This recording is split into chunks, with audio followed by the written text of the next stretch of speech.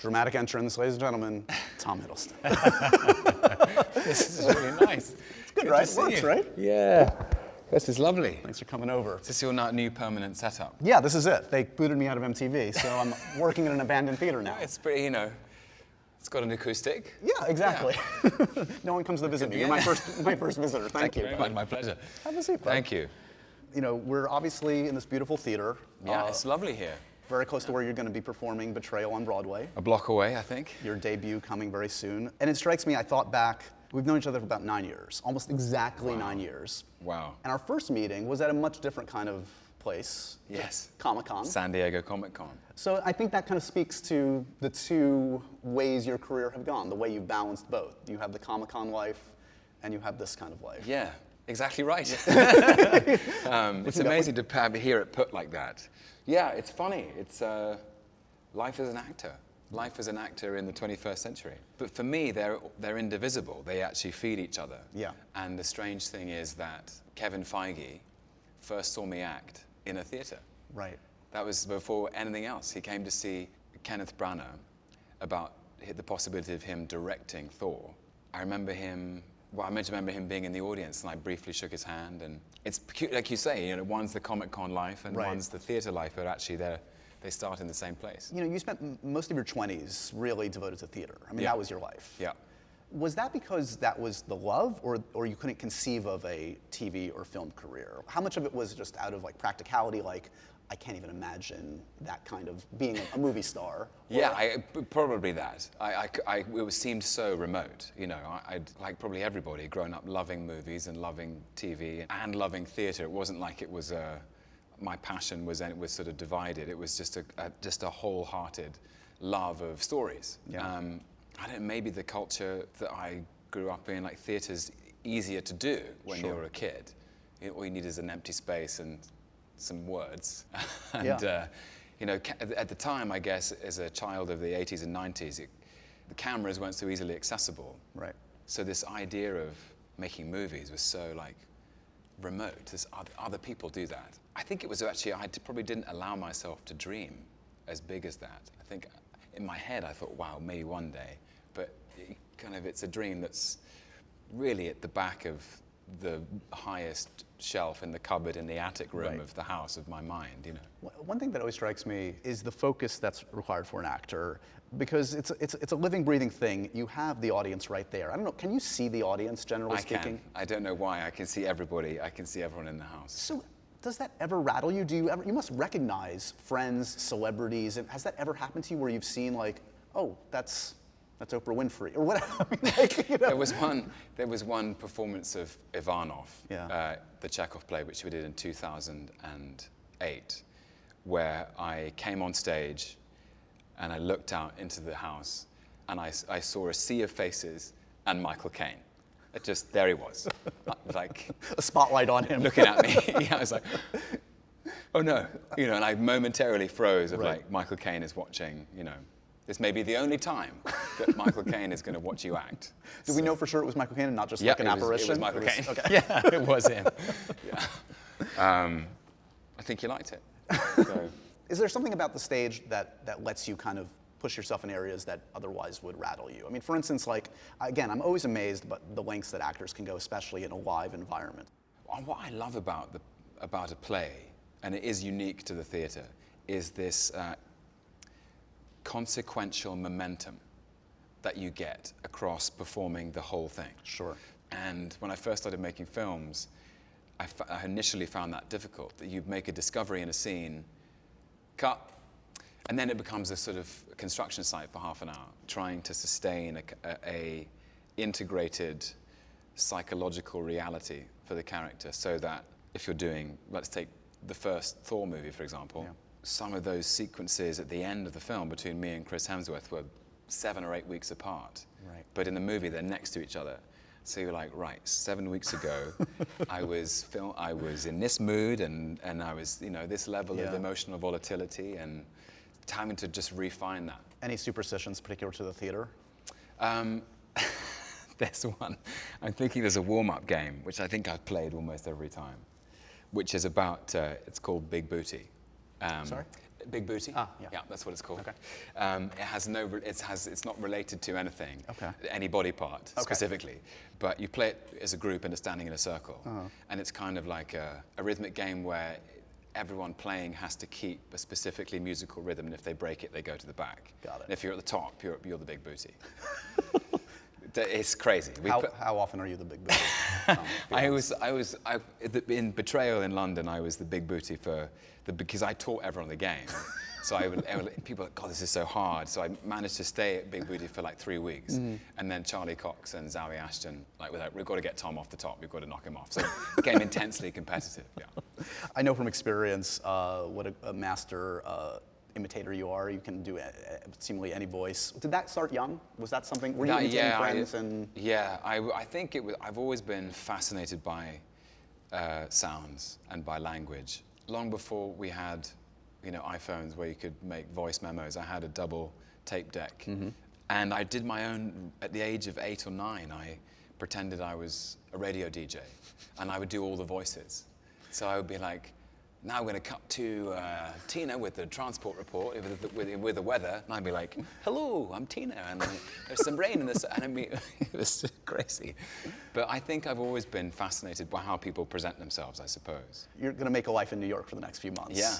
In terms of like walking around with some anonymity, would it behoove you to adopt a different voice, whether it's an acting exercise or to like maintain some anonymity? I've never done that. I think when I was preparing to play Hank Williams, I did a bit of that in Nashville, just to see if I could pull it off. Yeah. But then people would go, hey, don't I know you? And you're like, yeah, you do probably. So it doesn't last for very long. But yeah, I'm looking forward to hearing the sounds of New York for sure. Yeah. How many Benedict Cumberbatch autographs have you signed over I've the signed years? any, no. You've never signed a Benedict photo? I've never signed a Benedict photo, no. Because people, it's bizarre to confuse you two because you couldn't be more different, but you are lumped together still to this day a little bit. I don't know why that is. Maybe it's because of Warhorse or something. But I've signed a Michael Fassbender photo. Why not? Yeah, why not? He's a very handsome man. So have the comparisons between you and Benedict ever rubbed you the wrong way? I mean, No. He's a very dear friend. I saw him last weekend.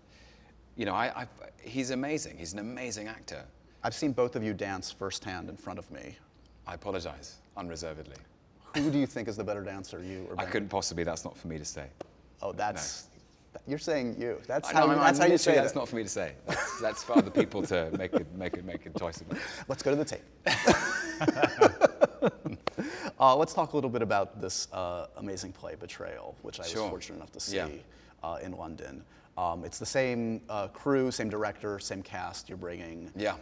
Jamie Lloyd, our director, Zoe Ashton, Charlie Cox, and Eddie Arnold. And it's from some very important, significant source material. Pinter, of course, one of the most notable playwrights in existence. Talk to me about what you love about this play that is bringing you back for a second run. I've loved Pinter for a long time. He talks about the idea of drama as an excavation of truth. Right. And that basically the whole point of drama is that you're trying to get to something truthful about the experience of being alive. There's no such thing as one truth. There are many truths. They challenge each other, they recoil from each other, they seduce each other. I love this play. It's about a triangle of relationships. A husband, a wife, and the husband's best friend. Robert and Emma are married, and Jerry was best man at Robert and Emma's wedding. Right. Jerry and Emma have been having an affair for 7 years. And it's told in reverse order. It's truly bittersweet. It's both sad and funny. Yeah. Because the audience are watching it going, oh, they can see the car crash coming, but there's something amusing about that. Because in a way, it's a game. So I think that's unique to Pinter too, that he can excavate an experience that's quite painful, but make it funny. Exactly. Yeah. So when you think of the word betrayal, we've all been betrayed in personal, professional ways. Yeah. Does something that you're comfortable talking about ever like come to mind? Like, do you feel like you've ever been betrayed professionally, personally, that you can relate to this experience that's helpful for you in this? I think what I relate to is the sadness of being betrayed. Yeah. Because the commitment to trust is huge. To trust someone, to be vulnerable, to trust someone enough to show them your vulnerability. Yeah. Many of the characters I've played have been betrayed. Right. Now, Betrayal could basically be the name of any Thor Loki story, Could be, basically. yeah. I mean, Loki does a lot of betraying. Exactly. I was going to say, dude, let's start with Loki as the betrayer.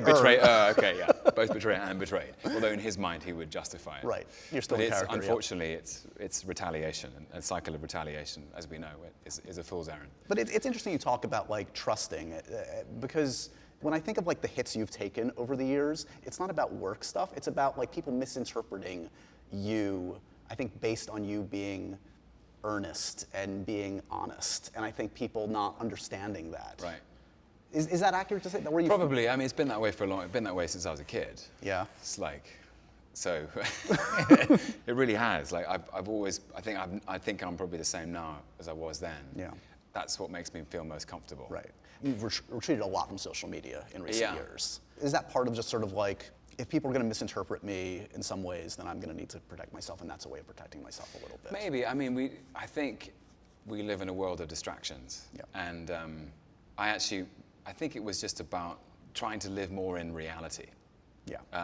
And focus on the things that are real and important. yeah. Reality is your friend. Yeah. You know, I think sometimes with social media, people do tend to say things which they wouldn't say to someone's face. Totally. And I thought, well, maybe I'll just live in reality and have some face-to-face interaction, and hope, and that might kind of lead to sort of a more of a grounded connection with people. Maybe one of the small good things about social media is it's created millions of amazing Tom Hiddleston gifs over the years. Okay, I'll take your word for it. Oh, come on. Yeah. Have you ever sent a gif of yourself? There's a great one which I've sent quite a lot, of Loki kind of just putting his head in his hands, like it's a sort of exasperated. Right. Oh no, this isn't going to end well. Yeah.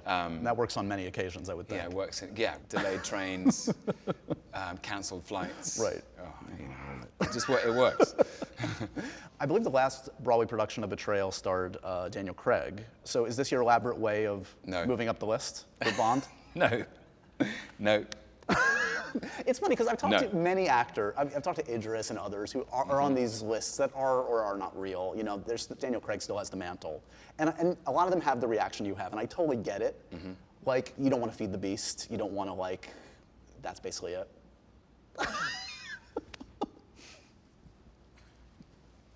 Yeah. Wow. That's literally the only thing I can ask you about that would really make you shut up, I think. You ever daydream about that role? You must. I daydream about playing James Bond, and I'm not a professional actor. Okay. Let's talk about other things. After the play, you're going to be shooting your TV series. Yes, which is crazy for a number of reasons. One of the crazy aspects is, like, ostensibly, you're going to do more of Loki in a few months than you've ever done in the 9 years prior. I know. Which is amazing. It's amazing. Yeah, 6 hours. Has there been a point where you legitimately thought it was done? Because we've joked about it over the years. I remember you mock cried on the carpet for Thor: Dark World. People still give me crap. They think I made you cry because you thought you were going to end. Did they really? Yeah. Oh no, it's a mock. Come on, guys. Yeah. I guess my question is, did you ever think the run was over? Yeah. 100%. I thought Thor: The Dark World was it. Yeah. And then there was the sort of altered ending. Right. But then it didn't seem, the Marvel Universe went off in quite a different direction after that. Yeah. So I didn't know if I was ever going to be back. Yeah. Infinity War was final. The death scene in the beginning The death scene at the beginning of Infinity War, that was pitched to me 2 years before we filmed it, when I first went to see Kevin to talk about Thor Ragnarok. Right. And he was kind of telling me the story and the arc and Hela and the whole thing. Sakaar and the Grandmaster, he was just sort of telling me the loose bones of the story. The Russos were in the building. Yeah. And he said, at the end of this meeting, I'd love for you to meet Joe and Anthony. And they don't know what's going to happen in Avengers 3 yet, but they have their opening scene. And they're going to tell you what it is. Oh, gosh. Okay. So they told me, 3 years ago now, what happened, that opening scene. They were like, this is how we're going to start. And so I thought, well, I guess that's it then. So wait, they don't follow that up by saying, but the next movie, don't worry, you're back? I don't think they had that figured out at that point. So what about by the time you shot it? When you shot it, did Oh, you when know? we shot it, they knew for sure. Yeah, yeah. And you so knew? I knew about the endgame piece. Okay. But I knew that in terms of Loki's journey, the arc was complete. Got it. At the beginning of Infinity War, and it was very emotional. Yeah. Like Josh Brolin was really sweet. He was like, "I'm sorry, man." You know? But also, bless them, Joe and Anthony were really like, "This is momentous. Yeah. This is how we're opening this film, and this is the end of Loki, and that's it." And when I shot it, I thought that was absolutely the last time I would play the character. And how long ago did they present the idea for a series, and were you immediately on board? I knew about 6 weeks before the worldwide release of Avengers Infinity War, Okay. which meant I had to go and do press for Avengers Infinity War going, "Yep, that's it, guys." And Well, you're used to lying. That's you're pretty good at by now. yeah, so I did know about it then, but I didn't know what the pitch, the story was. Yeah. And I can share this with you, that working with them on what it's going to be, what the content's going to be, what the meat and potatoes of the story is going to be, the tone, the context, the different challenges. I mean, it is so exciting. Can we take it that we know a Rick and Morty writer's your showrunner, so is that indicative of the tone, that it's maybe a little more comedic than? Oh, there'll be humor in it for sure. Yeah. It's funny. Yeah. But there's also, it's the Loki. Of 2012, basically. Yeah. So he's not redeemed. Yeah. Right? So a little bit more of the nefarious. That's where he mischief. starts. Okay. Yeah. But by end of the 6 hours, Well, he's in a whole other You would hope. set of challenges. But it's really interesting. So I feel like I know him. I've been playing him for 10 years now, and that's crazy to me. And but by the time it's out, I'll be 40. And when I was cast, I was 29. That's crazy. Yeah. Which is a great chunk of my life. Yeah. For me. Somebody else can do the maths. I think it's just over a quarter. But the point is that there's this sense of, I know this character now. I feel that the audience knows him, and playing him truthfully, but presenting him with new challenges, which then have to change him in different ways, is the most exciting aspect of it. Yeah. So there's this. You've got his very specific gifts, his intelligence, his treachery, his mischief, his magic, and then seeing him come up against more formidable opponents, the like of which he has never seen or known. I wish I could tell you what happens, but I can't. I can't wait. A couple rapid fire things for you. Okay. Do you remember the first, I don't know if it would have been rated R back in where you were from, but the first kind of like adult rated film you saw as a kid was? Terminator 2, Judgment Day. Nice. Is there a movie that you'd be ashamed to admit you've never seen? Yeah, I've never seen Wings of Desire. Okay. Oh, Vendors, yeah. Okay. Yeah. There you go. Best celebrity that you've ever karaoke'd with? Eddie Redmayne. Really? Oh my God. Have you seen Les Miserables? No, I mean, I'm not surprised. Of course, he's a great singer, but Yeah. I saw him sing A Whole New World in Aladdin once, and it changed. Everyone had to stop after that. We were like, well, we can't go on. Have you ever cried at the news that you've gotten a role? No, I don't think I've cried. Okay. But I had to sit down on the pavement, the sidewalk, when I got cast as Loki. I just had to sit there for a little bit. Have you ever cried at the news that you haven't gotten a role? No. Last TV show you binged? Succession. Oh, that's a good one. Oh, New season's about to start. can't wait. Would you like to see Chris Evans star in a Avengers musical? Yes. I mean, you guys have a lot of musical talents in that cast. Yeah. Literally almost There's everybody. a lot of tap, I feel. Like Robert Downey's, he's a tapper. Is he? Well, I Cha- mean, doesn't he tap in Chaplin, I Chaplin? remember. Yeah. Chris, I know, can tap. Yep. Evans. Renner has a new album out. Oh, Renner, I'm sure. Yeah. Yeah. A lot of good moves in there. And the Batch. Benedict. Yeah. Doctor Strange can dance. It's always a privilege to chat with you, my friend. Congratulations on the play. Everybody should check it out. This is Tom's Broadway debut. It's been Broadway. a long time. Can't believe it. That's a time dream. coming. Yeah. It's a big dream. You know, the idea. I came to New York City for the first time in 1998 with my dad and my sisters, and I was here for a week, and we did everything. We went to see the Statue of Liberty, and we went to the Museum of Modern Art, and we went to Central Park, and wandered around Times Square, and my dad was like, "This is Broadway," and I was like, "Wow, that would be a thing one day," and here I am. So it's pretty cool.